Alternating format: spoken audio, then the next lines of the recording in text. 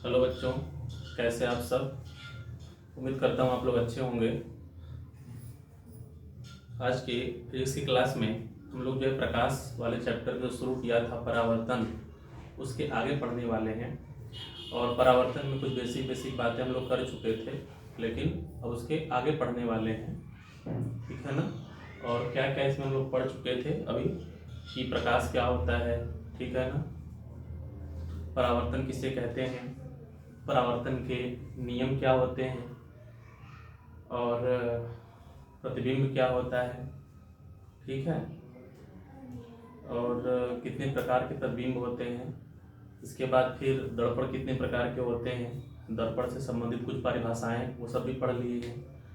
अब हम इस क्लास में आज हम क्या पढ़ने वाले हैं कि जो प्रकाश की किरणें होती हैं वो कैसे किसी वस्तु का प्रतिबिंब बनाती हैं, है ना। यानी हम लोग पढ़ने वाले हैं बेसिक किरण आरेख का नियम, फिर प्रतिबिंब बनने का नियम अवतल दर्पण के द्वारा, फिर उत्तल दर्पण के द्वारा। इसके बाद फिर हम लोग इसमें पढ़ने वाले हैं दर्पण के लिए सूत्र, फोकस दूरी के लिए 1/f=1/v+1/u का निगमन, आवर्धन। फिर ये परावर्तन का चैप्टर खत्म हो जाएगा, ठीक है। तो संभवतः आज चैप्टर खत्म होने वाला है आप लोगों का। तो शुरू करते हैं आज की क्लास, है ना। तो मैं हूँ कमल चंद्र मौर्य और आप लोग मुझे मिल रहे हैं मेरे यूट्यूब चैनल यूपी बोर्ड वाला @कमल या @910, ठीक है। तो सभी लोग जो है मेरी पुरानी वीडियो की जो पिछली क्लास की वीडियो है वो ज़रूर देख लें, तो आगे समझ में आएगा। और रिस्पांस ठीक ठाक है, जिसको समझ में आ रहा है, जो लोग देख रहे हैं वो रेगुलर देखने वाले हैं और रेगुलर देख भी रहे हैं, तो सही है, ठीक है। और अधिक से अधिक लोगों को बताइए, मोटिवेट कीजिए वीडियो को देखने के लिए। अगर अच्छा लगता है तो देखें, लाइक करें, ठीक है। तो आज की क्लास में शुरू करते हैं सबसे पहला टॉपिक आज की क्लास का, और वो है किरण आरेख का नियम, ठीक है। किरण आरेख का नियम,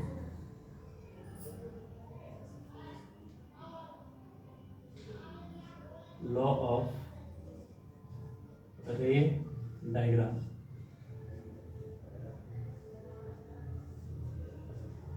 लॉ ऑफ रे डायग्राम, किरण आरेख का नियम, ठीक है। तो किरण आरेख में किरण आरेख का नियम क्यों पढ़ते हैं। किरण किरण किरण आरेख का नियम हम लोग पढ़ते हैं किसी वस्तु का प्रतिबिंब बनाने के लिए, है ना। चाहे वो वस्तु का प्रतिबिंब उत्तल दर्पण के द्वारा बन रहा हो, चाहे वो अवतल दर्पण के द्वारा बन रहा हो, ठीक है। तो कैसे बनता है उसके लिए हम कौन से नियम यूज करेंगे, कैसे प्रतिबिंब बनाएंगे, उसके लिए जो 3 नियम है कुल बेसिक है, इसके कुल 3 नियम है ना।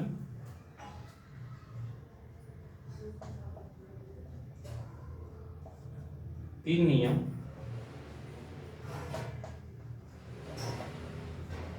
निम्नवत है, निम्नलिखित, ठीक है। इसके कुल 3 नियम हैं, निम्नलिखित हैं।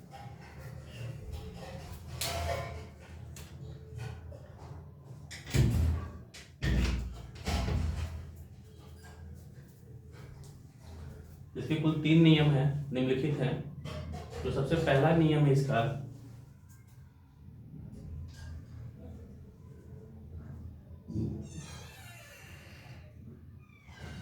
तो जो पहला नियम है वो ये है कि मुख्य अक्ष के समांतर, मुख्य अक्ष के समांतर चलने वाली प्रकाश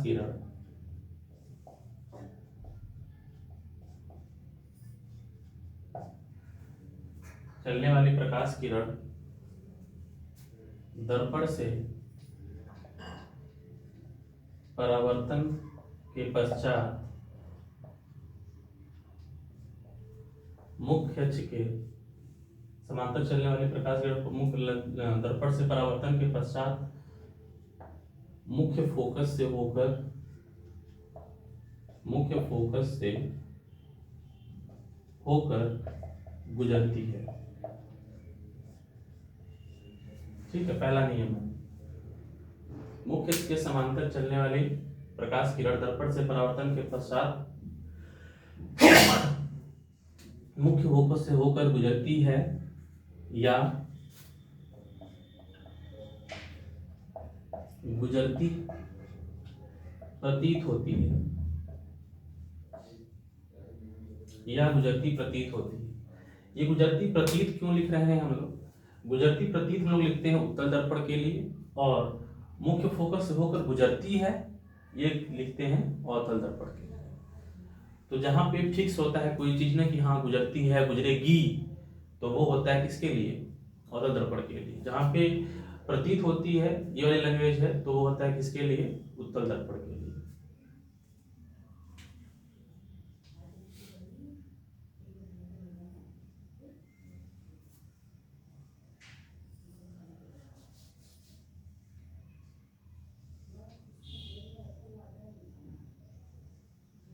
इसका चित्र देख लो,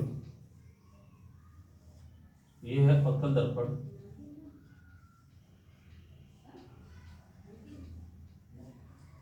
ठीक है। अवतल दर्पण ये हो गया मुख्य अक्ष, ये हो गया ध्रुव,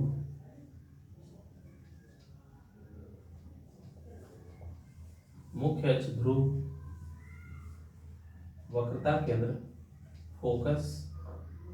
अब कह रहा है कि मुख्य अक्ष के समांतर चलने वाली प्रकाश किरण, ये है मुख्य अक्ष के समांतर चलने वाली प्रकाश किरण, मुख्य अक्ष के समांतर चलने वाली प्रकाश किरण दर्पण से परावर्तन के पश्चात मुख्य फोकस से होकर गुजरती है, ठीक। और उत्तल दर्पण के लिए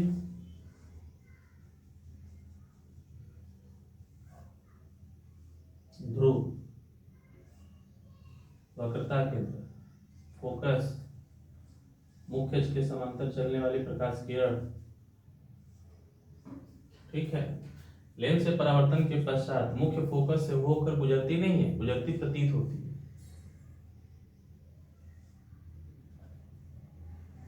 ठीक है। गुजरती प्रतीत होती है। तो देखो क्या हुआ, प्रतीत होती मतलब डॉट से लिखा है। जहां भी वर्ड प्रतीत होता है ना वो उसके लिए होता है, उत्तल दर्पण के लिए होता है, और डॉट से लिखाते हैं, तो ये डॉट से लिखा है, परावर्तन हो गया, ठीक। तो ये उतार लो, पहला नियम कॉपी कर लो, चित्र बना लो, ठीक है। स्क्रीनशॉट ले लो इसका।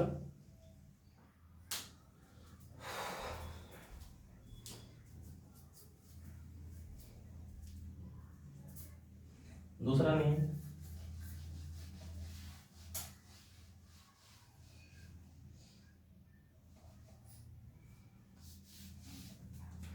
दूसरा नियम जस्ट इसका उल्टा है। दूसरा नियम जस्ट इसका उल्टा है कि मुख्य फोकस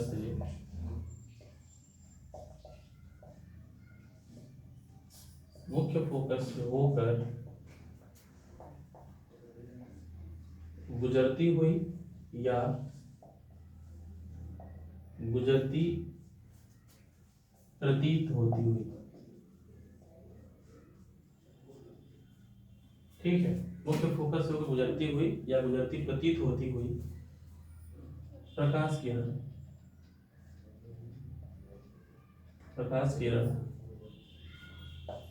दर्पण से परावर्तन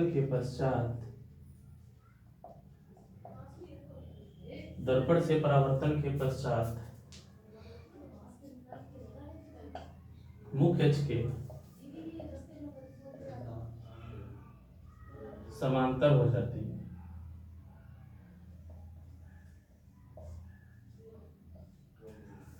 मुख्य अक्ष के समांतर हो जाती है। वो जस्ट इसका उल्टा है।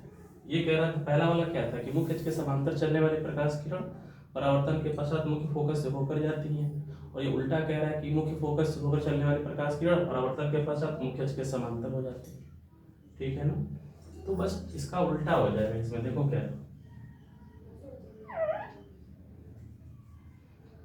कह रहा है कि मुख्य फोकस से होकर गुजरने वाली प्रकाश किरण, ये मुख्य फोकस से गुजरने वाली प्रकाश किरण परावर्तन के पश्चात मुख्य अक्ष के समांतर हो जाती है। बस तीन उल्टा बना है, चित्र उल्टा नहीं है, चित्र वही का वही है।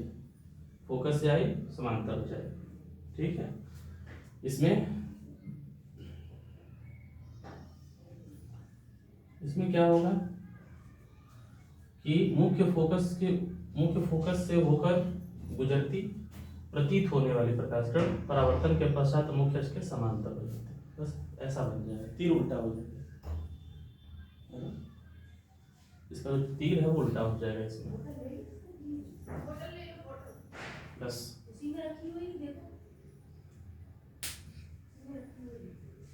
दूसरा नियम हो गया, इसको उतार दो, स्क्रीनशॉट ले लो।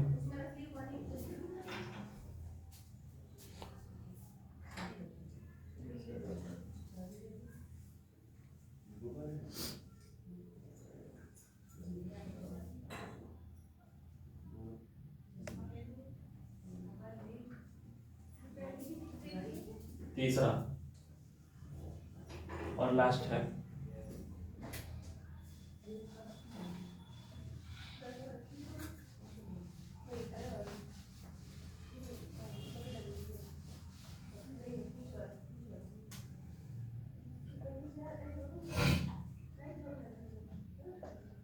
वक्रता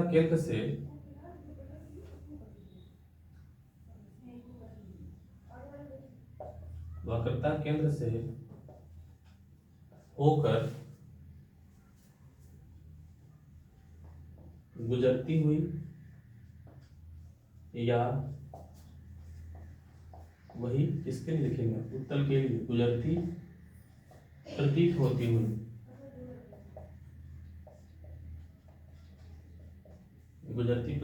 हुई,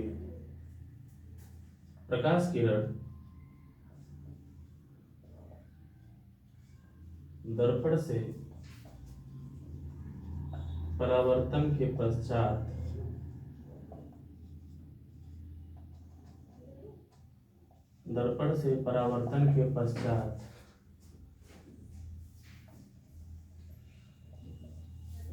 अपने मार्ग से बिना विचलित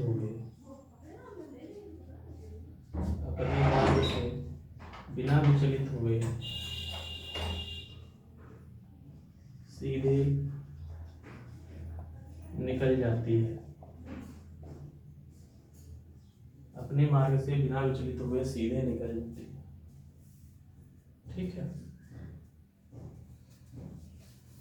जैसे देखो चित्र, अवतल के लिए पहले देखेंगे,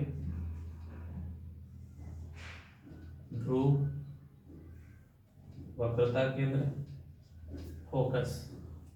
कह रहा वक्रता केंद्र से होकर गुजरती हुई प्रकाश किरण दर्पण से परावर्तन के पश्चात बिना विचलित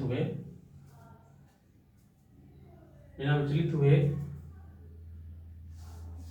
वापस लौट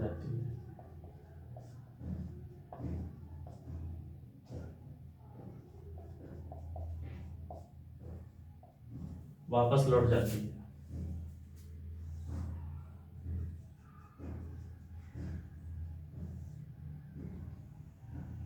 अगला उत्तल के लिए बना लो, ध्रुव, वक्रता केंद्र, फोकस।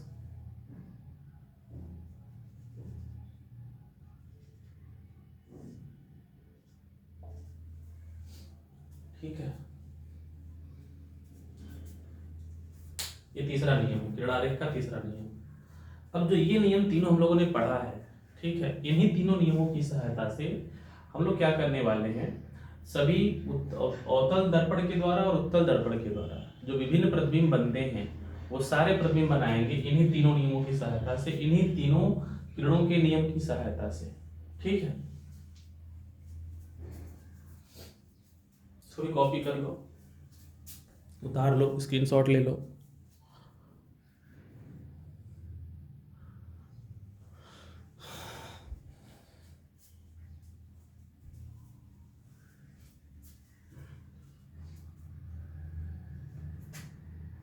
ठीक, ये खत्म हो गया किरण आरेख का नियम। अब हम लोग पढ़ेंगे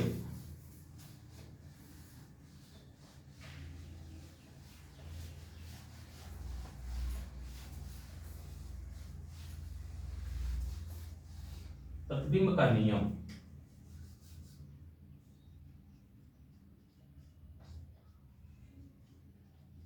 प्रतिबिंब का नियम या प्रतिबिंब बनने का नियम।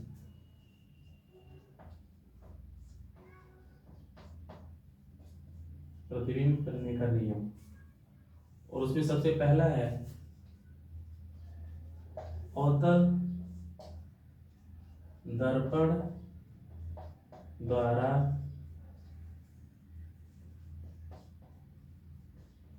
प्रतिबिंब का बनना। ये सब क्लास 10th में पढ़ा हुआ टॉपिक है, बस आप लोगों को रिवीजन चाहिए,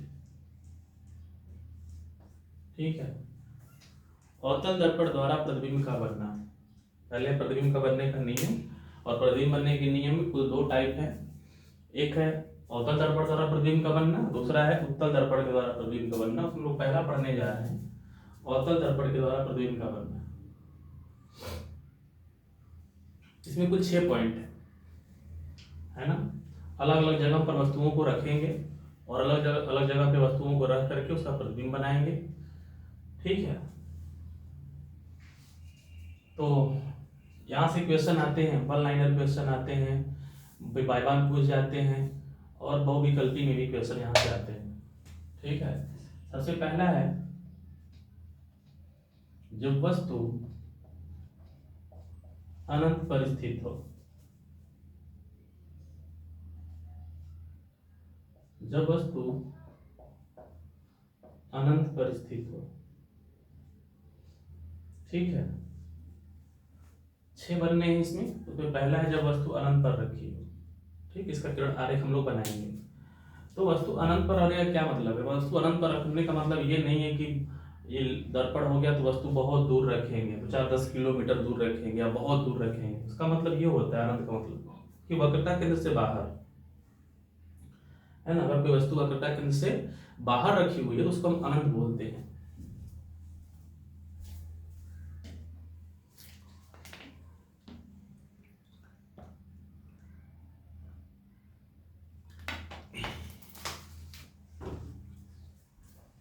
अगर कोई वस्तु वक्रता केंद्र से बाहर रखी हुई है तो उसको हम लोग अनंत बोलते हैं। देखिए,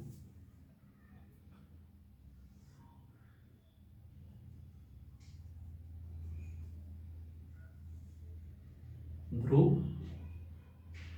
वक्रता केंद्र, फोकस, तो ये हो गया अनंत। यहां से इधर जो है ना अनंत है, इसके इधर जाओगे तो अनंत है, बस। अनंत मतलब वस्तु बहुत दूर रखी होती है। कोई वस्तु अनंत पर रखी है, इसका क्या मतलब है? इसका मतलब है कि वस्तु बहुत दूर रखी है। अनंत पर स्थित होने का मतलब वस्तु बहुत दूर रखी है। तो यहां से 2 प्रकाश किरणें ले लो, ठीक है। यहां से 2 प्रकाश किरणें ले लो। एक प्रकाश किरण ले लो जो वक्रता केंद्र से होकर गुजरती है, और एक प्रकाश किरण ले लो जो कि फोकस से गुजरती है,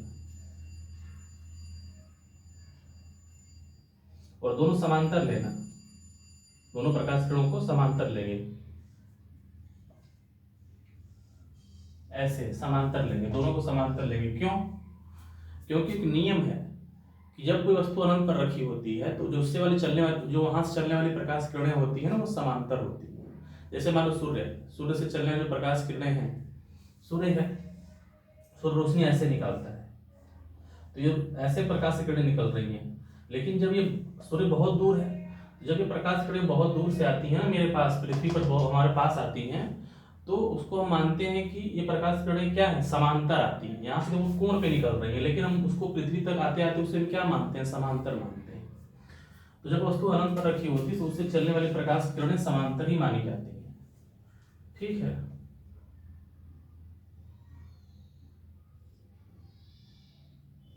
तो क्या नियम पढ़े थे अभी हम लोग? नियम पढ़े हैं ना। पहला नियम पढ़े थे कि वक्रता केंद्र से होकर गुजरने वाली प्रकाश किरण परावर्तन के पश्चात उसी मार्ग पर सीधे वापस लौट जाती है ना। और मुख्य तीसरा नियम क्या था? दूसरा नियम क्या था कि मुख्य फोकस से होकर गुजरने वाली प्रकाश किरण परावर्तन के पश्चात मुख्य अक्ष के समांतर हो जाती है, समांतर हो गई। तो यहाँ पर बना है वस्तु का प्रतिबिंब, ठीक है। यहाँ पर बना है, फील हो रहा है कि वस्तु को प्रकाश किरण ऐसे आई है, लेकिन यहाँ पर काट कैसे रही, उल्टा काट रही है, तो इसका मतलब कि प्रतिबिंब भी कैसा बनेगा, उल्टा बनेगा। तो अगर ये वस्तु ए बी है तो यहाँ पर ए डैश प्राप्त होगा और यहाँ पर बी डैश प्राप्त होगा, उल्टा प्राप्त होगा। ठीक है, और इसे क्या ये प्रतिबिंब कहाँ बना है, फोकस पर।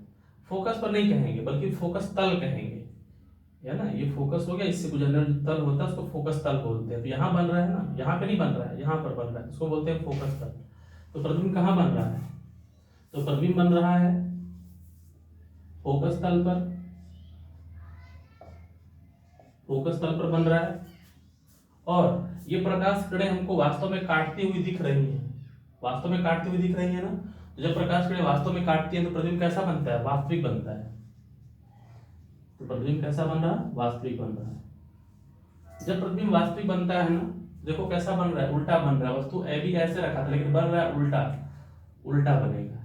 तो एक बात ध्यान रखना, जब जब प्रतिबिंब वास्तविक बनता है तब तब प्रतिबिंब उल्टा बनता है। ये फिक्स है, 100%, 110% श्योर है कि जब वस्तु का प्रतिबिंब वास्तविक बनता है तो उल्टा ही बनता है। ठीक है, उल्टा हो गया, फोकस तल पर वास्तविक उल्टा। ठीक है, और क्या कहेंगे, वास्तविक फोकस तल पर उल्टा,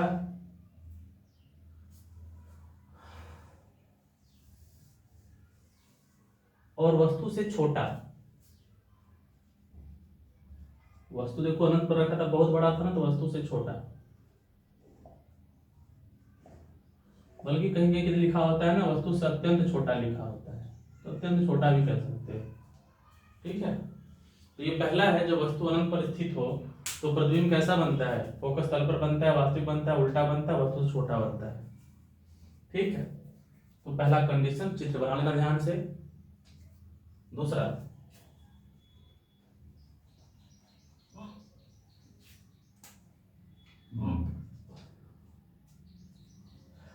एक्सक्यूज मी, सॉरी, जब वस्तु अनंत तथा वक्रता केंद्र के बीच रखी,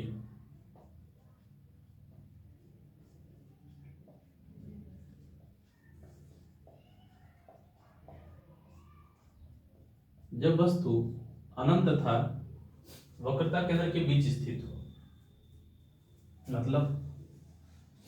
मतलब ये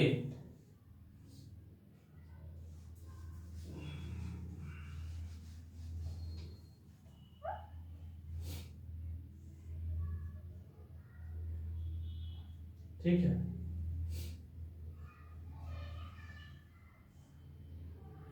वक्रता केंद्र, फोकस, ध्रुव और वस्तु कहाँ कह रहा है, अनंत और वक्रता केंद्र के बीच, मतलब यहां पे रखा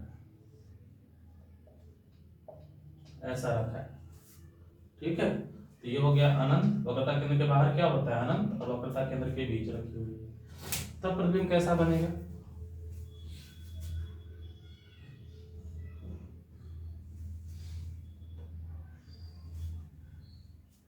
ठीक है, तब प्रतिबिंब कैसा बनेगा, देखो प्रकाश किरणों को चलाओ, वैसे ही चलाओ,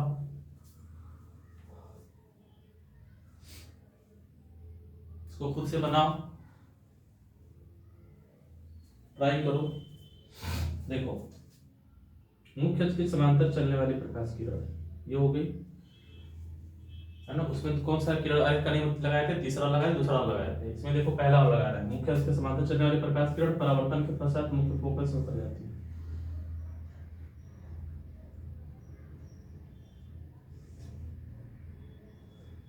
ठीक है, तो ये हो गया पहला, मुख्य फोकस में होकर जाती है, पहला नियम।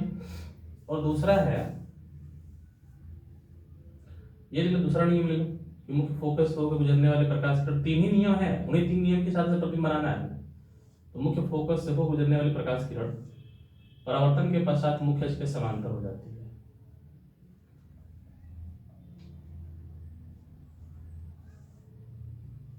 मुख्य अक्ष के समांतर हो जाती है। ठीक है, ए डैश बी डैश,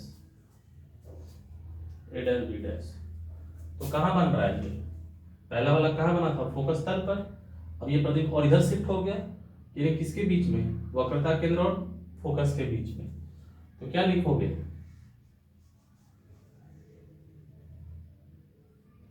फोकस तथा वक्रता केंद्र के बीच, फोकस तथा वक्रता केंद्र के बीच कैसा बन रहा है? वास्तविक किरणें काट ली तो वास्तविक उल्टा बन रहा है, और वस्तु से छोटा बनता है अभी भी, लेकिन अत्यंत नहीं, लेकिन वस्तु से छोटा भी बनता है। तो फोकस तथा वक्रता केंद्र के बीच वास्तविक उल्टा, वस्तु से छोटा। इसको उतार लो। दूसरा नियम है। तीसरा, अब वस्तु देखो पहले कहाँ था? अनंत पर था। दूसरा अनंत और वक्रता केंद्र के बीच। अब वस्तु कहाँ रखेंगे? वक्रता केंद्र पर। ठीक है, पहले प्रतिबिंब यहाँ बना था, अब यहाँ बन रहा है ना, यानी प्रतिबिंब वस्तु इधर आ रही है, प्रतिबिंब दूर भाग रहा है। देखो ध्यान से, अनंत पर रखा था, अनंत और सी के बीच रखा है। अनंत पर रखे तो प्रतिबिंब यहाँ बना था, अनंत और सी के बीच रखा, प्रतिबिंब और इधर भाग रहा है, तो प्रतिबिंब और इधर भागेगा। वस्तु को और पास लाएंगे, प्रतिबिंब और दूर भागता है।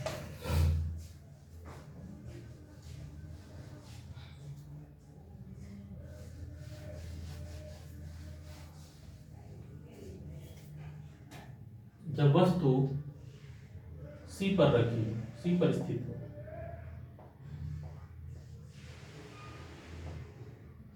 जब वस्तु सी पर स्थित हो, है ना,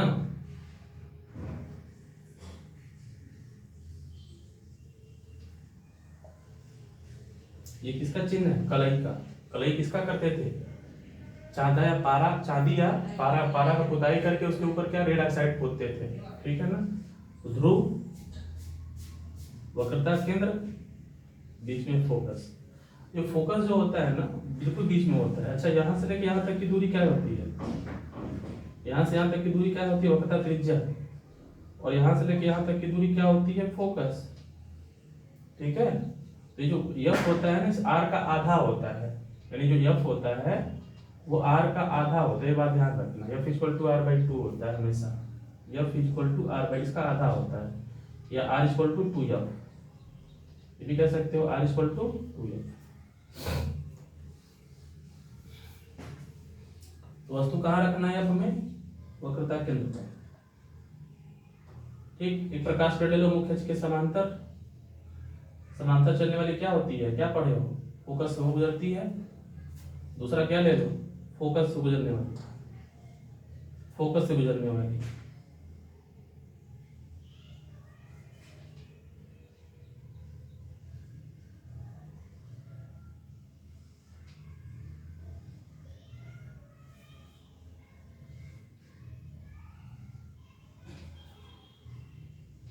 ठीक है, तो ये हो गया। एक ही वस्तु कहाँ रखा हुआ है? सी पर रखा हुआ है। मुख्य समांतर चलने वाले प्रकाश परावर्तन के पश्चात फोकस से होकर गुजरती हैं, और फोकस होकर चलने वाले प्रकाश का परावर्तन के पश्चात मुख्य अक्ष के समांतर हो जाती हैं। दोनों नियम, पहला दूसरा नियम। तो यहाँ बन रहा है, कहाँ बन रहा है? सी पर, जस्ट नीचे, है ना। तो कहाँ बनता है? वक्रता केंद्र, वक्रता केंद्र पर। कैसा बनता है? अभी भी वास्तविक, सब किरणें वास्तव में काटते तो वास्तविक, और जब वास्तविक बनता है तो कैसा बनता है? उल्टा। और कहाँ कितना क्या हुआ है? वस्तु के बराबर बन रहा है, जितना वस्तु उतना बड़ा प्रतिबिंब, वस्तु के बराबर। ठीक है, अब यहां से कई सारा क्वेश्चन बनता है ना, कि वस्तु का प्रतिबिंब वस्तु के बराबर कब मिलता है? वस्तु का प्रतिबिंब वस्तु के बराबर तब मिलता है जब वस्तु कहाँ रखी होती है? सी पर। ऐसे छोटे छोटे क्वेश्चन बहुत सारे बनते हैं। ठीक है, तो प्रतिबिंब देखो दूर भाग रहा है, वस्तु पास आ रही है, प्रतिबिंब दूर भाग रहा है। ठीक, अगला देखो, वस्तु को और पास लाएंगे तो कहाँ लाएंगे? यहाँ पे लाएंगे, यानी वस्तु को सी और एफ के बीच लाएंगे, सी और एफ के बीच लाएंगे। ठीक है, लिखेंगे जब वस्तु सी तथा एफ के बीच स्थित हो। जब वस्तु सी तथा एफ के बीच स्थित हो।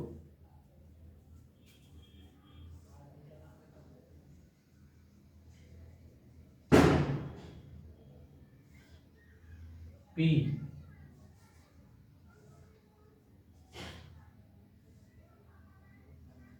सी एफ है ना। जब वस्तु कहाँ रखी हो, यहाँ रखी है, इसके बीच बोल रहा है, सी और एफ के बीच। ए बी वस्तु सी और एफ के बीच रखी हुई है। मुख्य अक्ष के समांतर दो किरण लेंगे, यहाँ पर भी एक लेंगे मुख्य अक्ष के समांतर, जो परावर्तन के साथ कहाँ से जाएगी, फोकस से जाएगी, और दूसरा लेंगे फोकस से गुजरने वाली, फोकस से गुजरने वाली, जो परावर्तन के पश्चात कहाँ से गुजरती है, मुख्य अक्ष के समांतर हो जाती है, मुख्य अक्ष के समांतर। तो यहाँ काट रही है दोनों, तो यहाँ पर बनेगा प्रतिबिंब, यहाँ पर। ठीक है,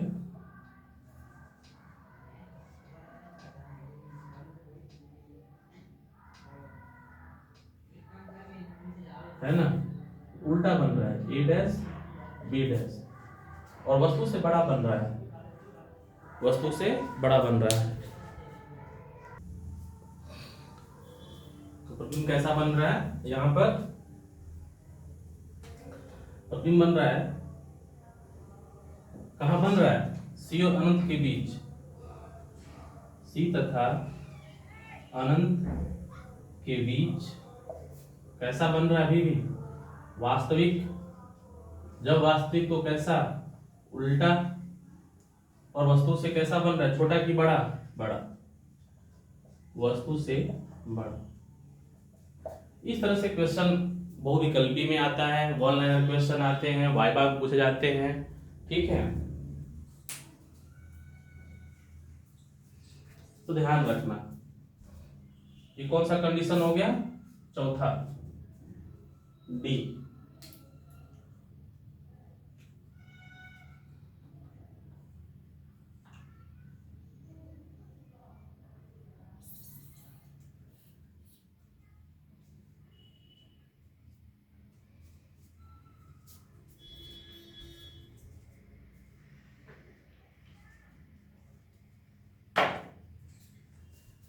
पांचवा कंडीशन देखो,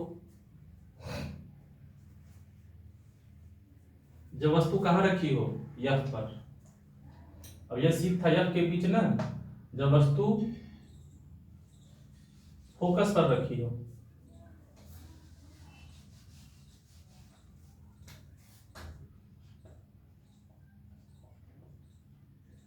जब वस्तु एफ पर स्थित हो, है ना। तो जब वस्तु एफ पर स्थित होगा तो कैसा प्रतिबिंब बनेगा, देखो,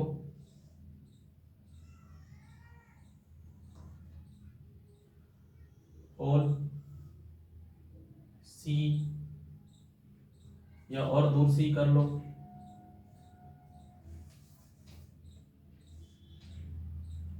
सी एफ। तो वस्तु कहाँ रखा हुआ है, फोकस, फोकस नहीं,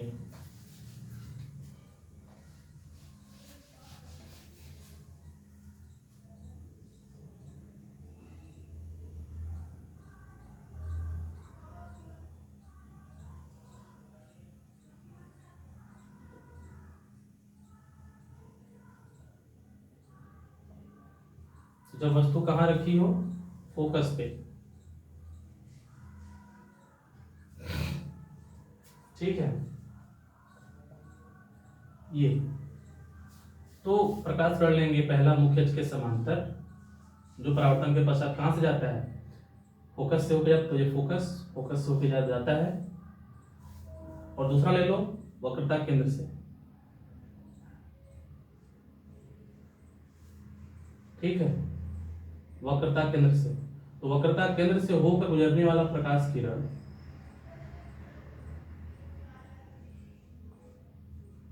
परावर्तन के पश्चात क्या होता है, उसी मार्ग पर वापस लौट जाता है, उसी मार्ग पर वापस लौट जाता है, तो उसी मार्ग पर वापस लौट जाता है। तो क्या हो गई, दोनों किरणें समांतर, जब समांतर तो कहीं काटेंगी नहीं काटेंगी, जब समांतर है प्रकाश किरण तो कहीं नहीं काटेंगी। जब कहीं नहीं काटती इसका मतलब हम क्या मानते हैं कि अनंत पर जाकर काटेंगे, अनंत पर जाकर काटेंगे तो अनंत पर प्रतिबिंब बनेगा। और जब अनंत पर वस्तु का प्रतिबिंब बनता है कैसा बनता है, बहुत बड़ा बनता है। तो लिखेंगे प्रतिबिंब की प्रकृति में क्या लिखेंगे, कहाँ बन रहा है, अनंत पर, अनंत पर। कैसा बन रहा है, अभी भी वास्तविक बनता है, वास्तव में काटते हैं। और जब वास्तविक तो कैसा बनेगा, उल्टा। और वस्तु से अत्यंत बड़ा, वस्तु से अत्यंत विशाल या बड़ा। ठीक, ये बनेगा पांचवा। ठीक है,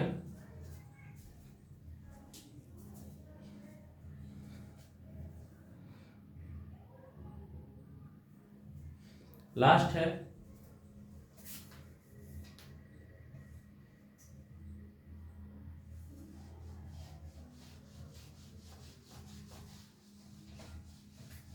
यफ।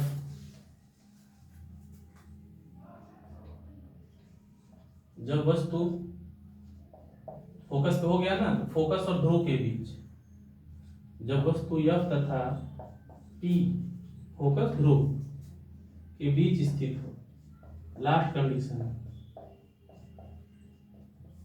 ठीक है, कुल 6 कंडीशन है, 6 को अच्छे से रट लो।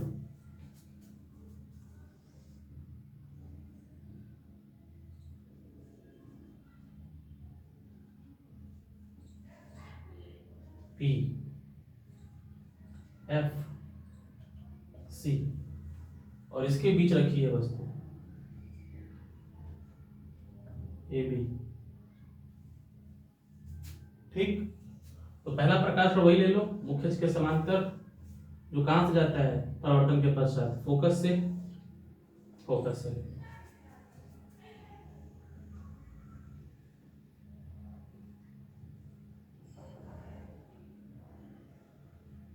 फोकस से। और दूसरा प्रकाश क्या ले लें, वक्रता केंद्र से ले लो।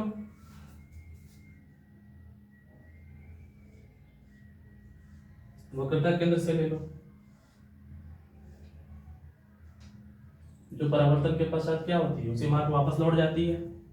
2 किरणें ले ली है ना, मुख्य से समांतर पहला वाला नियम और वक्रता केंद्र तीसरा वाला नियम, फिर आरेख का तीसरा वाला नियम। अभी देखो क्या हो रही है, पीछे फैल रही है ना, तो जब फैल रही तो कहीं काटेंगी नहीं काटेंगी, तो कहीं मिलेंगी नहीं मिलेंगी। जब नहीं मिलेंगी वास्तव में तो कैसा प्रतिबिंब बनेगा, वास्तविक बनेगा नहीं बनेगा। तो किधर बनेगा, इधर बनेगा। कैसे, देखो, यानी प्रतिबिंब जो है वास्तव में नहीं बन रहा है, डॉट डॉट करने पे बन रहा है। तो जब प्रतिबिंब डॉट डॉट करने पर बनेगा, फील हो रहा है ना, ये वस्तु और ये प्रतिबिंब, ये वस्तु ये प्रतिबिंब कैसा बन रहा है, सीधा बन रहा है। पीछे बढ़ाने पर डॉट डॉट से बना है। जब डॉट डॉट से बनता है प्रतिबिंब तो आभासी बनता है ना। तो कहां बन रहा है, दर्पण के पीछे, दर्पण के पीछे बन रहा है। कैसा बन रहा है, वास्तविक की आभासी, आभासी बन रहा है। आभासी डॉट से बन रहा है, आभासी तो सीधा बन रहा है। ध्यान रखना, वास्तविक जब प्रतिबिंब होता है तो उल्टा बनता है, आभासी होने पर सीधा बनता है। 200% सही बात है। दर्पण के पीछे आभासी सीधा और वस्तु से बड़ा, वस्तु से बड़ा। ठीक, तो अवतल दर्पण के द्वारा प्रतिबिंब का बनना खत्म हो गया। ठीक, 6 हैं, 6 को अच्छे से रख लेना। पहला क्या है, जब वस्तु कहाँ रखी, अनंत पर रखी हो तो प्रतिबिंब कहाँ बनता है, फोकस पर, फोकस तल पर। दूसरा है कि जब वस्तु अनंत और वक्रता केंद्र के मध्य रखी हो तो प्रतिबिंब कहाँ बनता है, फोकस और ध्रुव के बीच, और सब वास्तविक और उल्टा बनता है। ठीक है, जब प्रतिबिंब कहाँ रखा हो और पास लाएंगे वस्तु को, जब वस्तु और पास लाएंगे तो कहाँ, वक्रता केंद्र पर रखा हो तो वस्तु का प्रतिबिंब कहाँ बनता है, वक्रता केंद्र पर। और तीसरा नंबर कंडीशन में जो वक्रता केंद्र वस्तु रखी हो तो प्रतिबिंब जो है वस्तु के बराबर मिलता है, और वास्तविक उल्टा तो मिलता ही है। चौथा, जब वस्तु को वक्रता केंद्र और ध्रुव के बीच लाएंगे तो प्रतिबिंब और बाहर निकल जाएगा, वक्रता केंद्र और अनंत के बीच। पांचवा कंडीशन, जब वस्तु कहाँ रखेंगे, फोकस पर, तो प्रतिबिंब कहाँ निकल जाएगा, अनंत पर निकल जाएगा, बहुत बड़ा, कहीं मिलेगा ही नहीं, समांतर हो जाएंगे प्रकाश किरणें। और लास्ट जब वस्तु कहाँ रखा हो, फोकस और ध्रुव के बीच, तो यहाँ पर इस साइड में कोई भी किरण आगे काटेगी नहीं, तो इधर मिलने का चांस ही नहीं है। तो आभास तो कैसे क्या होगा, इधर बनेगा डॉट डॉट करने पे आभासी बनेगा। जब आभासी तो कैसा बनेगा, सीधा बनेगा, दर्पण के पीछे बनेगा, वस्तु से बड़ा बनेगा। ठीक है, ये पांचों बातें याद रखना। अब है उत्तल उत्तल दर्पण द्वारा प्रतिबिंब का बनना। नोट कर लो इसको भी।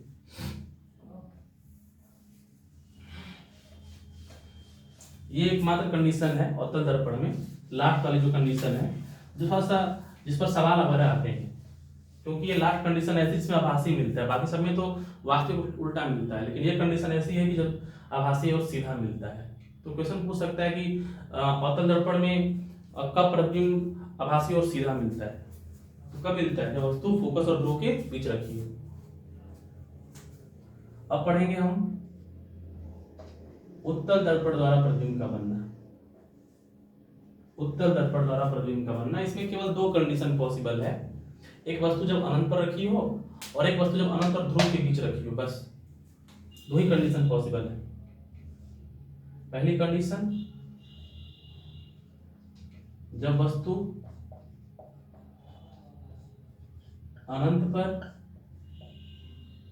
स्थित हो, ठीक है, अनंत पर स्थित, वस्तु अनंत पर स्थित हो।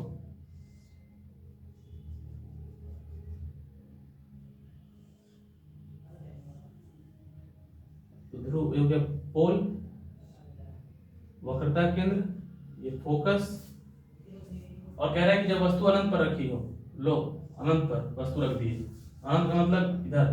अच्छा, वस्तु हमेशा देखो किधर रखी रह रही है, हमेशा वस्तु दाएं तरफ रख रहे हैं, हमेशा वस्तु दाएं तरफ ही रखते हैं। ए बी वस्तु रखा हमने, दो प्रकाश किरणें ले लो, मुख्य अक्ष के समांतर दोनों को ले लो इस तरह से, मुख्य अक्ष के समांतर, मुख्य अक्ष के समांतर।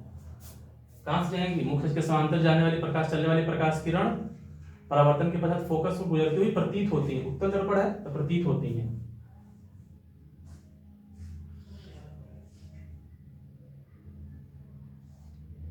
प्रतीत होती है तो प्रतिबिंब कहां बनेगा? एकदम फोकस पर बनेगा, और डॉट डॉट से बना है तो वास्तविक बनेगा, वास्तविक बनेगा तो सीधा बनेगा और बहुत छोटा बनेगा। देखो पॉइंट बन रहा है, बहुत छोटा बन रहा है, पॉइंट बन रहा है, तो क्या लिखेंगे? फोकस पर आभासी, फोकस पर आभासी, आभासी होने पे क्या हमेशा सीधा और अत्यंत छोटा, अत्यंत छोटा बनेगा जब वस्तु अनंत पर स्थित होता है। दो ही कंडीशन पॉसिबल है, एक अनंत पर, एक अनंत और ध्रुव के बीच, बस दो कंडीशन पॉसिबल है। और याद रखना है इसको, ये याद रहेगा तो लेंस भी याद रहेगा, क्योंकि लेंस में भी वस्तु का प्रतिबिंब ऐसे ही बनता है, इसलिए इंपॉर्टेंट है। जैसे दर्पण का बनाते हैं वैसे लेंस का बनाते हैं। पॉइंट बी और लास्ट, जब वस्तु अनंत तथा P के बीच स्थित हो, P मतलब ध्रुव के बीच स्थित हो,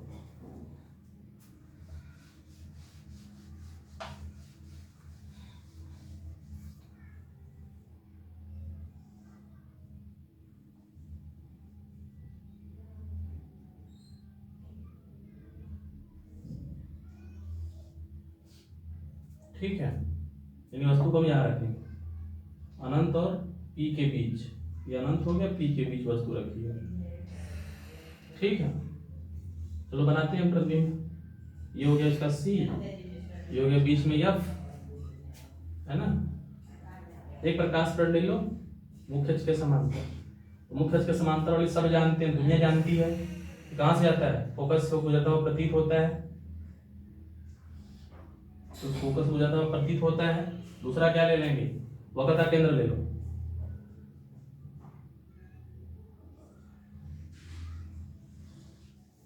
वक्रता केंद्र,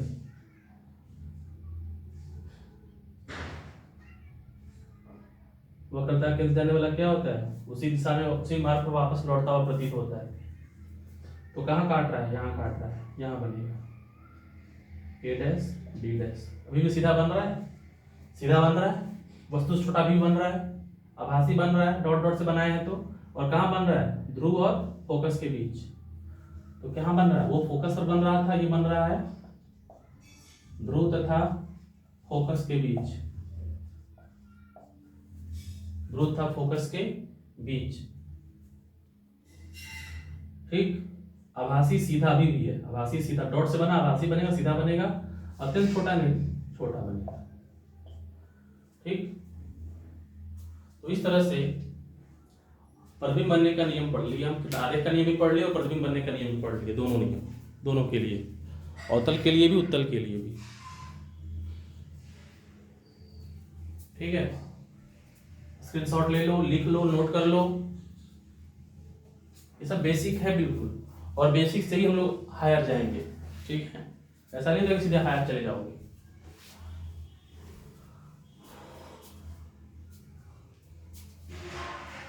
चलो अगला पॉइंट देखते हैं। अगला छोटा सा पॉइंट है चिन्ह परिपाटी का नियम, जो यह काम आएगा दोनों के लिए, उत्तल लेंस के लिए भी, दर्पण के लिए भी। चिन्ह परिपाटी का नियम, बहुत कंफ्यूजन होता है बच्चों को, बहुत ज्यादा कंफ्यूजन होता है ना, सवाल लगाते टाइम इसमें बहुत कंफ्यूजन होता है, plus minus plus minus minus plus, बहुत कंफ्यूजन होता है। ठीक है, तो आज के बाद कंफ्यूजन खत्म होने वाला है बिल्कुल, और ध्यान रखना चीजों को। चिन्ह परिपाटी का नियम, पहला नियम है सभी दूरियां ध्रुव से मापी जाती हैं, सभी दूरियां ध्रुव से मापी जाती हैं, सभी दूरियां ध्रुव से मापी जाती हैं।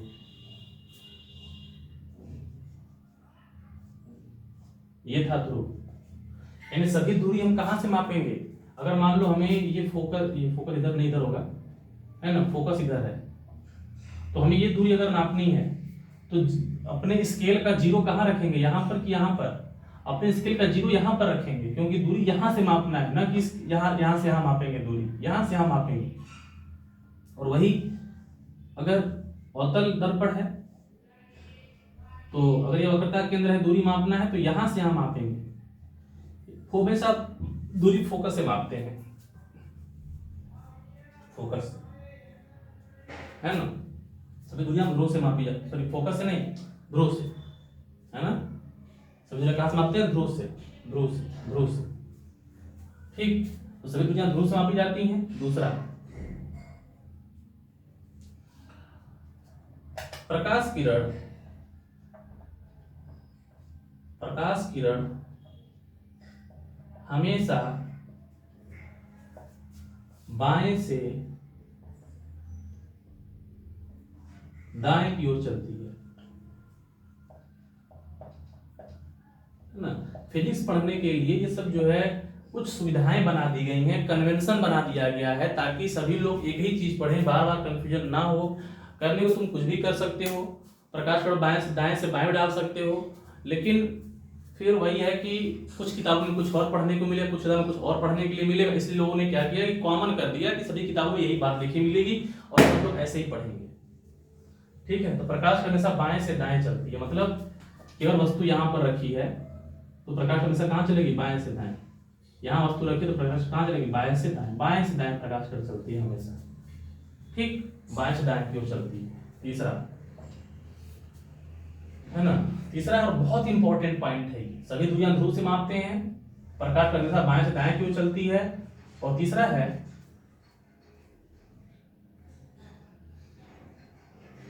प्रकाश किरण की दिशा में, प्रकाश किरण की दिशा में मापी गई दूरियां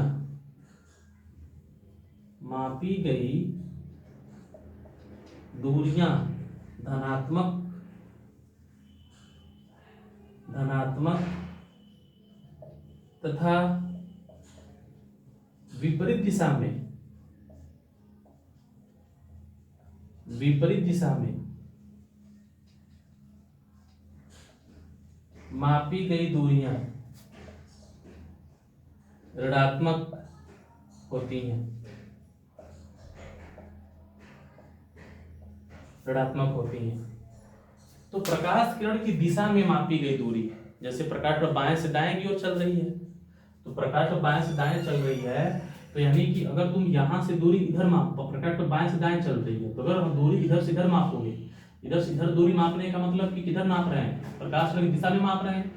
तो ये प्रकाश इधर से इधर जा रही है, दूरी इधर इधर नाप रहे हैं, तो अगर इस दिशा में दूरी नापेंगे तो क्या लेंगे, प्लस। और अगर दूरी प्रकाश बाएं से दाएं इधर जा रही है, लेकिन दूरी इधर माप रहे हैं, तो दूरी क्या लेना है, ऋणात्मक। ठीक है, तो प्रकाश की दिशा में नापी गई दूरी क्या होती है, धनात्मक। इसके विपरीत दिशा में नापी गई दूरी क्या होती है, ऋणात्मक हमेशा। या यूं कह सकते हो कि ये ध्रुव के इधर नापेंगे दूरी तो प्लस, इधर नापेंगे तो क्या, माइनस। दो बात याद रखिए, छोड़ो प्रकाश इधर से किधर जा रही है, लेकिन किताब में ऐसा लिखा हुआ मिलेगा। ठीक है, स्टैंडर्ड यही है, अपने तुम कुछ और शॉर्टकट बना लो तो अलग बात है। तो ध्रुव से इधर दूरी मापेंगे तो प्लस, ध्रुव से इधर दूरी मापेंगे तो माइनस। तुम लोग पढ़े हो, थोड़ा बहुत ज्यामिति पढ़े हो, निर्देशांक ज्यामिति, इसको क्या कहते हैं, मूल बिंदु। तो जो मूल बिंदु तुम पढ़े हो ना, इसको फोकस कह दो, अरे सॉरी ध्रुव कह दो। जो मूल बिंदु पढ़े हो ज्यामिति, निर्देशांक ज्यामिति में, उसे ध्रुव कह दो। और ध्रुव से इधर दूरी माप क्या लेते हैं, मूल बिंदु दूरी इधर क्या लेते हैं, प्लस, और मूल बिंदु से इधर दूरी क्या लेते हैं, माइनस। मूल बिंदु से ऊपर दूरी क्या लेते हैं, प्लस, नीचे दूरी क्या लेते हैं, माइनस। बस काम खत्म।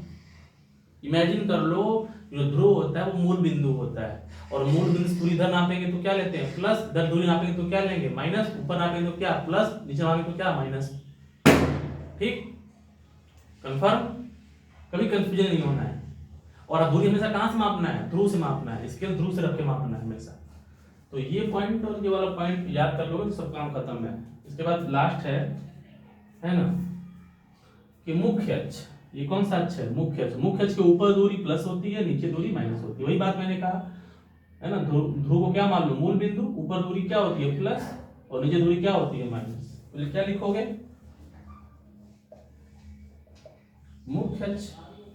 मुख्य अक्ष से ऊपर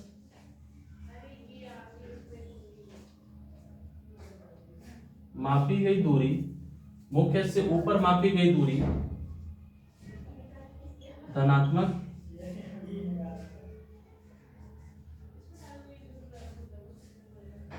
नीचे मापी गई दूरी ऋणात्मक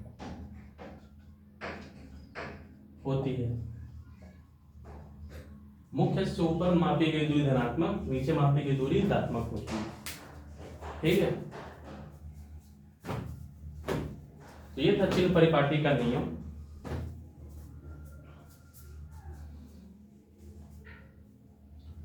है ना, चिन्ह परिपाटी का नियम मिटा दें तो बेसिक बातें हो गई। देखो, प्रतिबिंब बनने का नियम पढ़ लिए, किरदार का नियम पढ़ लिए, ये सब बातें कर लिए चिन्हों के लिए।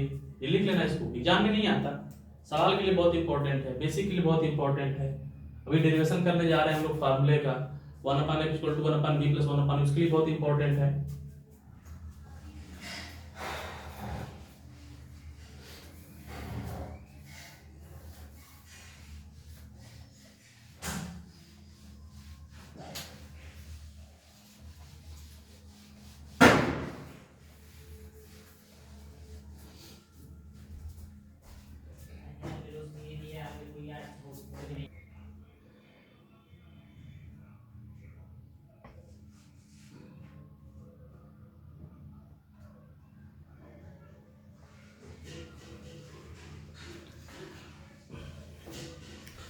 तो अगला टॉपिक है अवतल दर्पण के लिए फोकस दूरी का सूत्र।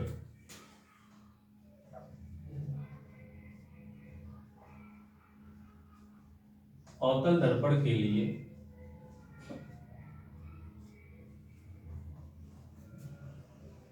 फोकस दूरी का सूत्र।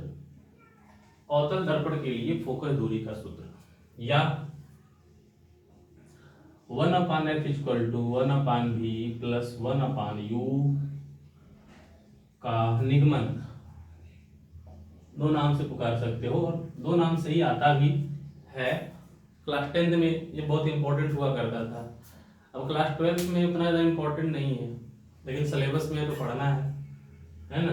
तो अवतल दर्पण के लिए फोकस दूरी का सूत्र, या 1/x = 1/v + 1/u का निगमन। ठीक है।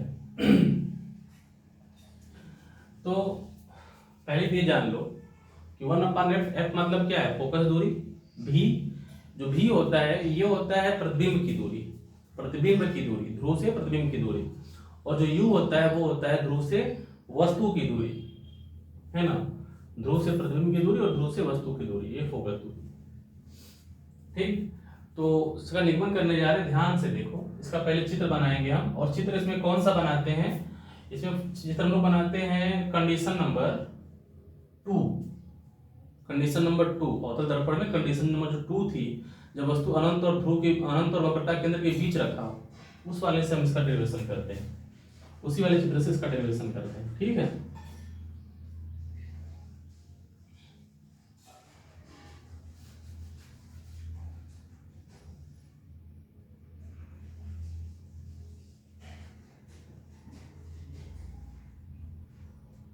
पोल सी, बीच में एफ। सभी दूरियां कहां से मापते हैं, ध्रुव से। विचिन्न परिपाटी का नियम पढ़े हैं ना। सभी दूरियां कहां से मापते हैं, ध्रुव से। तो ध्रुव से वक्रता केंद्र के बीच की दूरी, वक्रता त्रिज्या r। ध्रुव से फोकस के बीच की दूरी, फोकस दूरी किसे दिखाते हैं, स्मॉल f। ठीक है, स्मॉल f। ये r, ये स्मॉल f। तो दूरियां कहां से मापते हैं, ध्रुव से मापते हैं। वस्तु को कहां रखना है, मैंने कहा condition number second. Condition number second ये अनंत और सी के बीच, वस्तु कहां रखी है, अनंत और सी के बीच, ए बी। तो जब वस्तु अनंत और सी के बीच रखा था तो प्रतिबिंब कहां बना था, सी और एफ के बीच, है ना। तो बना लेते हैं पहले चित्र इसका।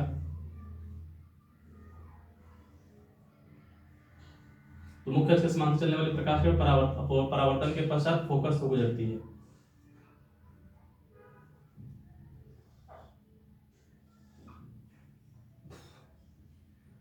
ठीक है, फोकस से गुजरती है। दूसरा, वक्रता केंद्र से गुजरने वाली प्रकाश किरण, वक्रता केंद्र से गुजरने वाली प्रकाश किरण, इसको और पास ले लो।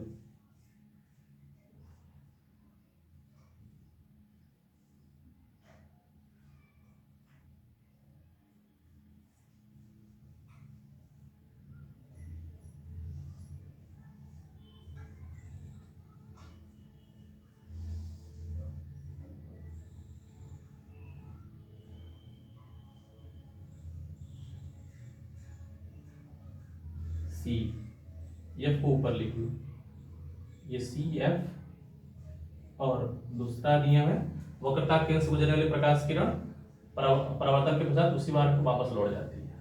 तो यहाँ बन रहा है वस्तु का प्रतिबिंब, कहाँ पे, सी और एफ के बीच। कैसा बनता है, उल्टा बनता है।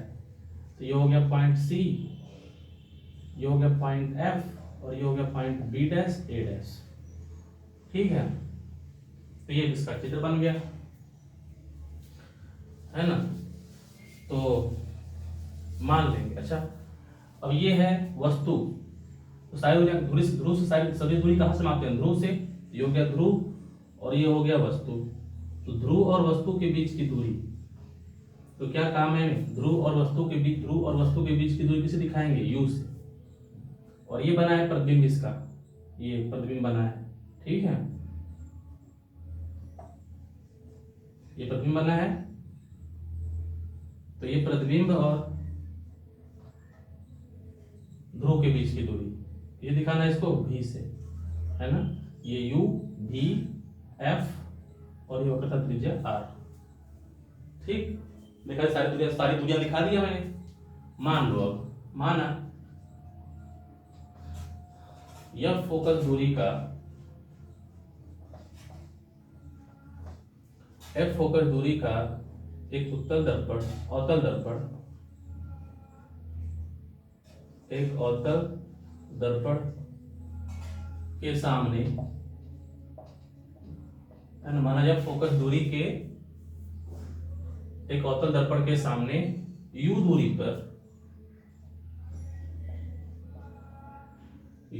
पर रखी वस्तु का प्रतिबिंब,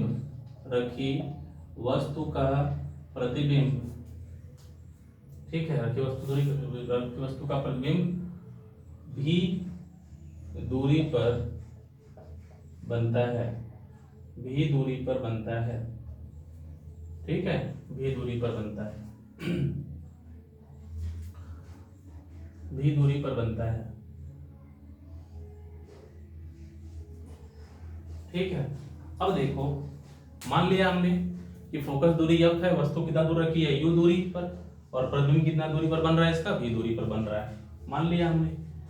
अब इसमें देखो क्या होता है कि यहां से लंब डाल, इसको m मान लो, और यहां से एक लंब डालो इसके ऊपर n, इसको मान लो, ठीक है।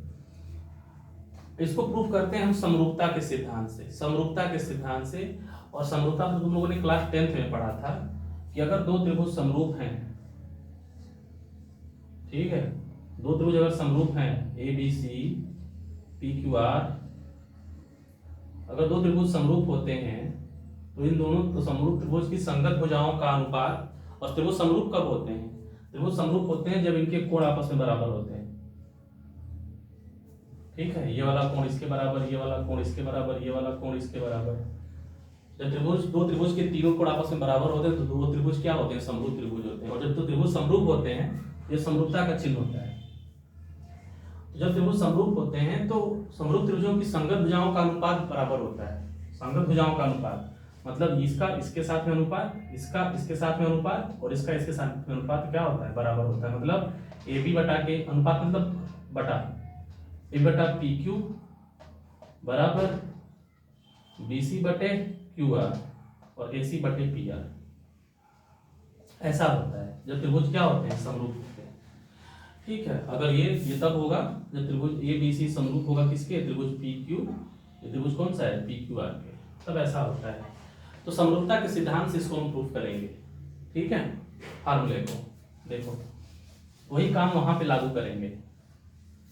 ये त्रिभुज ले लो ABC, त्रिभुज ABC तथा त्रिभुज ABC तथा त्रिभुज A', B',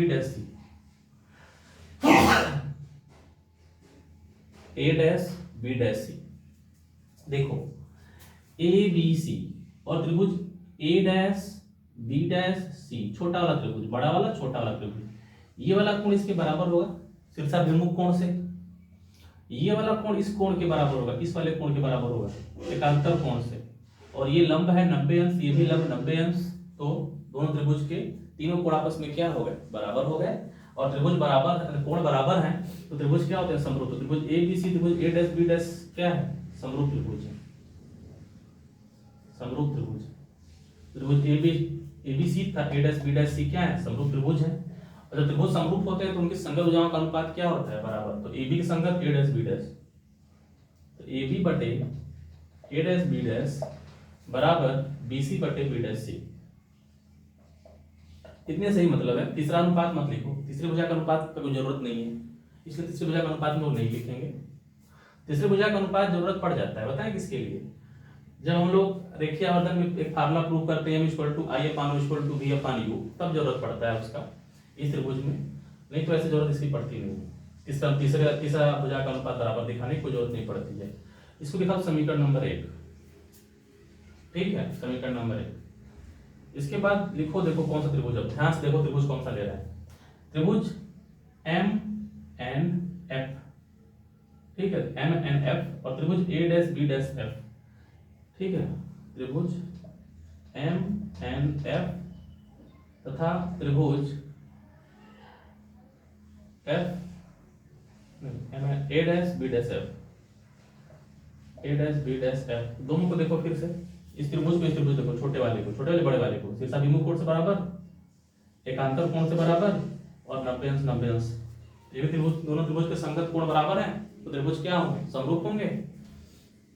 और त्रिभुज समरूप होते हैं तो उनके संगत भुजाओं का अनुपात क्या होता है? बराबर होता है। फिर से तो फिर से लिखो, है ना, mn। अच्छा, इसको इस त्रिभुज को क्यों लेते हैं, ये एक्चुअल में तो त्रिभुज ये बन रहा है, त्रिभुज में तो ये बन रहा है, लेकिन ये जो पीएम होता है ना, ये एमपी, ये वाला जो भुजा है, ये त्रिभुज नहीं है, त्रिभुज तो ये बना रहा है, लेकिन होना चाहिए रियल में यही, क्योंकि दूरी यहाँ से ना मापते हैं, जब दूरी यहाँ से मापते हैं तो हमें ये ना लेकर के ये लेना चाहिए था, लेकिन क्या होता है कि जब ये जो दर्पण होता है ना, इतना झुका हुआ नहीं होता है, दर्पण थोड़ा सा इस तरह से स्ट्रेट होता है, स्ट्रेट होता है तो जब अगर दर्पण स्ट्रेट होगा, दर्पण जो है स्ट्रेट होगा, सीधा होगा, तो जो यन वाला पॉइंट वो कहाँ पर चला जाएगा, पी पर चला जाएगा।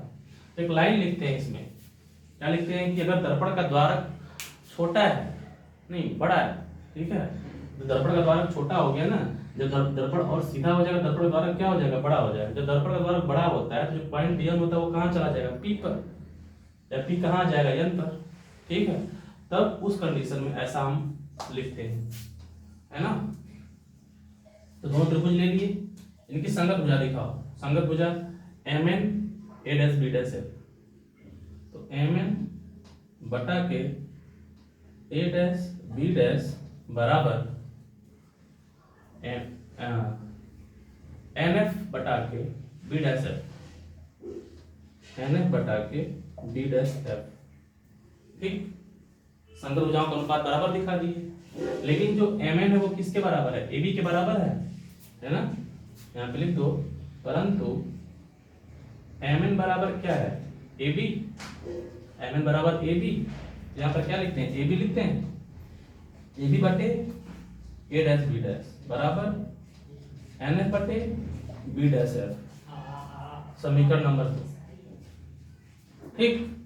अब इन दोनों समीकरण का तुलना कर दो, समीकरण 1 और 2 की तुलना कर दो,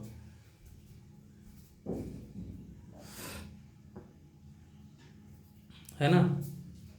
समीकरण 1 और 2 की तुलना कर दो, तुलना करोगे देखो लेफ्ट हैंड साइड बराबर है ना, तो राइट भी क्या हो जाएगा, बराबर हो जाएगा। उतारो इसको, मिटाते हैं,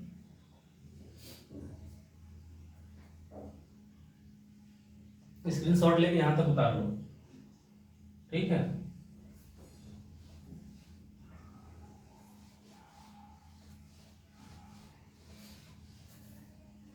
यहां लिखेंगे समीकरण 1 व 2 की तुलना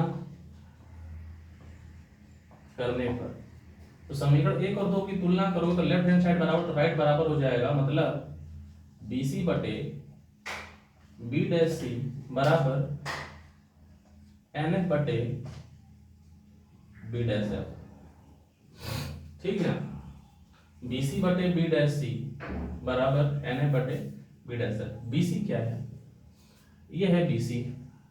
BC कोई डिस्टेंस है क्या, नहीं ना, BC कोई डिस्टेंस नहीं है, तो जो डिस्टेंस नहीं है उसको हम ऐसे ब्रेक करेंगे जो कि कुछ सेंसेबल डिस्टेंस में आ जाए। जैसे BC कोई सेंसेबल डिस्टेंस नहीं है, सेंसेबल मतलब कि कोई मीनिंग वाला, इसका कोई मीनिंग नहीं निकल रहा है, तो BC को हम ऐसे पार्ट में तोड़ेंगे जिसका कुछ न कुछ मीनिंग निकल के आए, जो डिस्टेंस हमारा ये लिखा हुआ है उसमें से कुछ न कुछ मैच करे। BC कौन सी डिस्टेंस, कोई डिस्टेंस नहीं है, हमें डिस्टेंस R पता है, F पता है, B पता है, U पता है, ये डिस्टेंस ना पता है, तो इसको ऐसे तोड़ो जो डिस्टेंस हमको पता है उस रूप में इसको हम लिख सके, ऐसे तोड़ो इसको। तो BC को कैसे तोड़ेंगे, कुछ इसका मीनिंग निकल के आएगा। BC, तो BC को हम क्या लिख सकते हैं, BC को लिख सकते हैं BP या PB, BC लिख सकते हैं PB माइनस PC, ठीक है। ध्यान से देखो, BC को क्या लिख सकते हैं, PB में से अगर PC हटाओगे तो क्या मिलेगा, PB माइनस PC हटाओगे तो क्या मिलेगा, PC मिलेगा, तो BC को हम लिख देंगे PB माइनस PC बटे B dash C। B dash C भी क्या है, कोई सेंसिबल डिस्टेंस नहीं है, B डैश C भी कोई सेंसिबल डिस्टेंस नहीं, इसको भी ब्रेक करेंगे। तो इसको कैसे ब्रेक करेंगे, B डैश C को PC माइनस PB डैश, है ना, PC माइनस PB डैश। क्यों PC माइनस PB डैश, क्योंकि PC देखो सेंसिबल डिस्टेंस है, PC सेंसिबल डिस्टेंस है, और PB डैश भी हमारा V है, तो इसको ऐसे ब्रेक करना होता है, इसका कुछ ना कुछ मीनिंग हो, ऐसे पार्ट में तोड़ देंगे। PC माइनस PB डैश बराबर NF इज सेंसिबल डिस्टेंस, ठीक है। NF हमने कहा था ना कि N कहाँ होगा, P पर होगा, कब, जब दर्पण का द्वारक बहुत बड़ा होता है तो यंग कहाँ होता है, पी पर होता है, तो we can write N F equal to P F. तो एन एफ को क्या लिख दो, पी एफ। क्यों, क्योंकि यंग यह पी होता है जो दर्पण के द्वारा, यहाँ पे तुमको यंग दिख रहा है कि ये यंग यहाँ पी से बहुत दूर है, लेकिन एक्चुअल में दर्पण के द्वारा कितना नहीं होता है, बड़ा होता है, विशाल होता है, तो यंग पी पे होता है लगभग। और B dash F, B dash F is also a non sensible distance, B dash F इसको ब्रेक करेंगे, तो बी डैश एफ को ब्रेक करेंगे तो क्या होगा, P B dash minus P F, B dash F को ब्रेक करेंगे P B dash minus P F, P B dash minus P F. ठीक है, ये हमने सबको ब्रेक कर दिया है ना। बी डैश एफ को मैंने पी बी डैश क्यों तोड़ा है, क्योंकि P B dash equal to V और पी एफ क्या है, एफ के बराबर है, इसलिए हमने जो भी ये बातें थी इसको हमने ब्रेक किया हुआ, तुम लोग भी ध्यान से ब्रेक कर दो। अब क्या करते हैं कि सारा डिस्टेंस हम लोग भरते हैं, लेकिन चिन्ह के साथ भरते हैं, ठीक है, चिन्ह के साथ। पीबी क्या है, पीबी देखो ये डिस्टेंस किसके बराबर है, पीबी, ये वस्तु की दूरी है ना ध्रुव से, तो ध्रुव की वस्तु दूरी किसे दिखाते हैं, यू से, और हमने दूरी कहां से नापते हैं, ध्रुव से मापते हैं, तो ध्रुव से दूरी इधर मापना है ना, वस्तु यहाँ पे है, तो दूरी ध्रुव से मापेंगे, इधर मापेंगे, जब दूरी इधर मापेंगे, हमने कहा था कि ध्रुव से दूरी जब इधर मापते हैं तो क्या लेते हैं, चिन्ह माइनस, इधर लेते हैं तो प्लस, क्योंकि ध्रुव को क्या मान के चलते हैं, मूल बिंदु, और मूल बिंदु इधर दूरी प्लस हो, उधर दूरी क्या होती है, माइनस होती है।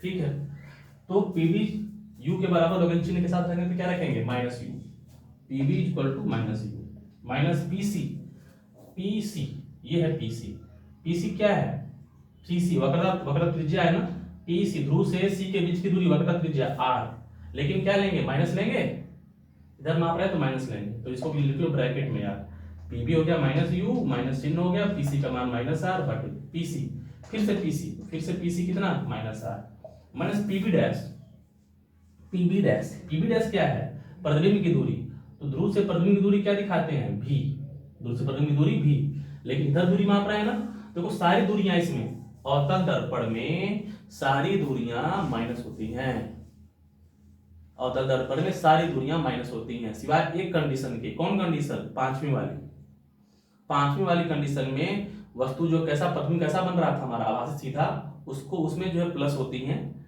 भी, और भी प्लस होता है, तो जब उसमें भी यू माइनस यू होता है, यू हर जगह माइनस होता है, लेंस पढ़ोगे तभी यू माइनस होगा, कोई कंफ्यूजन नहीं है, भी प्लस माइनस होता रहता है, यह प्लस माइनस होता रहता है ना, तो यू हमेशा माइनस ही होता है। तो अभी दूरियां सारी इधर है ना, सब दूरियां क्या होंगी, माइनस ही होंगी, तो पीबी डैश क्या है, प्रतिबिंब की दूरी भी, तो क्या ले लेंगे, माइनस भी, बराबर पीएफ, पीएफ तो क्या है, फोकस दूरी है ना, और वो भी फोकस दूरी इधर माप रहे हैं, तो माइनस एफ है ना, तो माइनस एफ बटे पीबी डैश, पीबी डैश क्या है, प्रतिबिंब की दूरी बताया मैंने अभी, माइनस भी चिन्ह के साथ लिखेंगे, माइनस पीएफ, और पीएफ क्या है, फोकस दूरी, वो भी चिन्ह के साथ लिखेंगे, माइनस एफ, माइनस एफ। ठीक, अब इसको सॉल्व कर लो, आ गया डेरिवेशन, बस काम खत्म, समरूप दिखाना है, सब तुलना करना है, तुलना करने का तोड़ना है, तोड़ने के बाद विमान भरना है ध्यान से, काम खत्म। ये हो गया minus U, minus minus plus R बटे minus R, minus minus plus भी बराबर माइनस एफ बटे माइनस भी माइनस माइनस प्लस एफ। अब एक बात देखो, मैंने बताया था अभी कि जो आर होता है वो किसके बराबर होता है, 2f, जो आर होता है एफ का दुगना होता है, क्योंकि एफ बीच में होता है ना, तो आर एफ जब एफ बीच में है तो आर जो होता है एफ का दुगना होता है, आर इक्वल टू 2f, इसमें भर दो, R equal to 2f minus U plus 2f बटे, यहाँ भी माइनस आर का मान 2f प्लस भी बराबर माइनस एफ बटे माइनस भी प्लस एफ। ठीक, अब केवल क्या कर दो, क्रॉस मल्टीप्लाई कर दो, अब केवल बीजगणित है, हल करना है, आ जाएगा। ठीक है, हल करोगे आ जाएगा फॉर्मूला। अब इसका काम खत्म हो गया, चित्र का बना लेना, चित्र को ध्यान से, कंडीशन नंबर सेकंड की फोटो बनी है डेरिवेशन करने के लिए।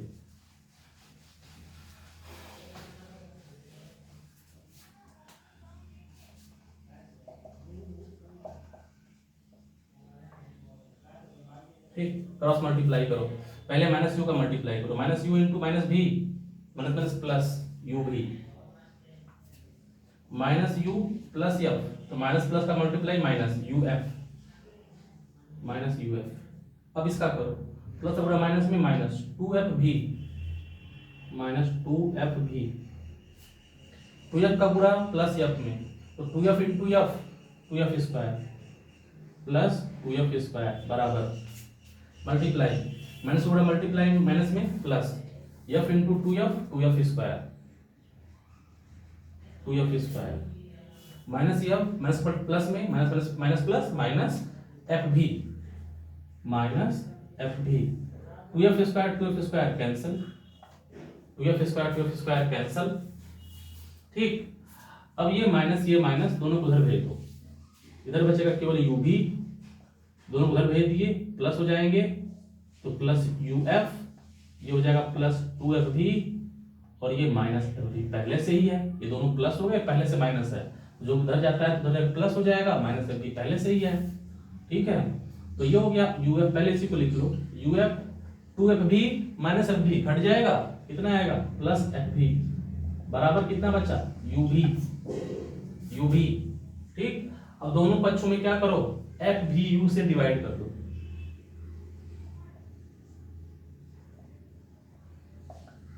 दोनों पक्षों में एफ भी यू से भाग देने पर,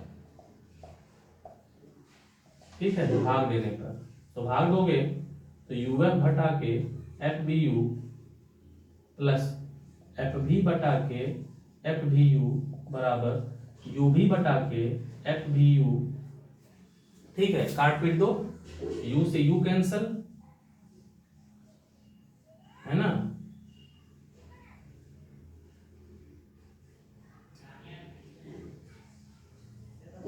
इसे मत पक्षांतर को रहने दो, ये क्या है यू भी है, यू भी रहने दो, मत पक्षांतर करो, यू भी रहने दो, यू एफ ये भी रहने दो, to F V minus F भी प्लस एफ भी।